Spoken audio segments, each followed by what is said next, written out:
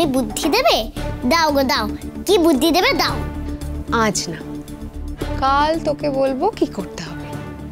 কাল তো ডিম্পির জন্মদিন, শুভ দিন, তাই শুভ বুদ্ধি কালকে দেওয়াই ভালো। জন্মদিন? কিন্তু একটা শর্ত আছে ভগবতী, এতক্ষণ অবধি এই যে আমাদের মধ্যে যা কথা হলো সেটা কিন্তু আমাদের দুজনের সিক্রেট। মানে এই কথাগুলো যেন আমাদের দুজনের মধ্যেই থাকে, কাউকে বলা যাবে না। কেউ জানতে পারলে কিন্তু তখন আমার দেওয়া বুদ্ধি আর কাজ করবে না।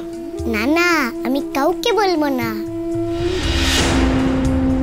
আমি তাহলে আসি গো গিন্নিমা, তুমি ভেবো না, আমি কাউকে বলবো না। কাল কিন্তু তুমি আমার বুদ্ধিটা দিও, হ্যাঁ? গিন্নিমাও ডেকে নেই, আর কালকে মাকে গান শোনানোর বুদ্ধিও পাওয়া যাবে। এবার পাখি ফাঁদে পড়বে। কাল কত আনন্দ হবে। এক তো কাল বোনের জন্মদিন, আর কাল গিন্নিমা আমায় বুদ্ধি দেবে কি করে আমি আমার গান মায়ের কান অবধি পৌঁছে দিতে পারবো। ব্যাস, শুধু কালকের দিনটা। তারপরে বুদ্ধি পেয়ে গেলেই আমি মাকে আমার গান শোনাবো। আর আমি জানি মা আমার গান শুনে আমার কাছে এক ছুট্টে চলে আসবে।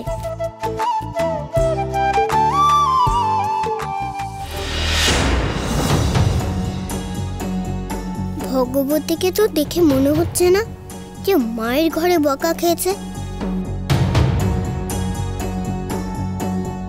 কি বললো মা তোকে আলাদা করে? এমনি ডেকে পাঠিয়েছে গো। মা তোকে এমনি এমনি ডেকে পাঠিয়েছে? হ্যাঁ, গিন্নিমা আর আমার উপর রেগে নেই গো। জানো গিন্নিমা কত ভালো। এটা কি হলো? তার মানে মা ওকে বকেনি?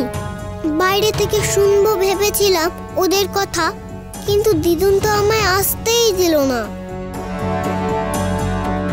মা তোকে কি বলেছে? তুই এত খুশি আনন্দে নাচছিস?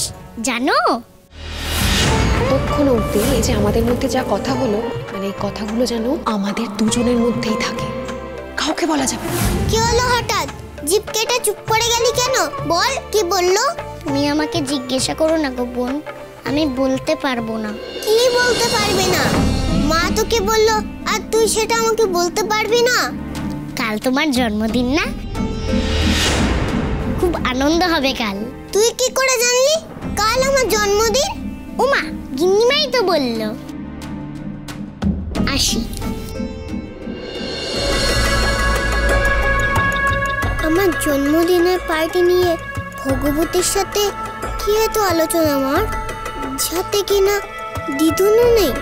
তার মানে মা আমার জন্মদিনের পার্টি নিয়ে কিছু প্ল্যান করছে, তাই ভগবতীকে ডেকে আলাদা করে কথা বললো।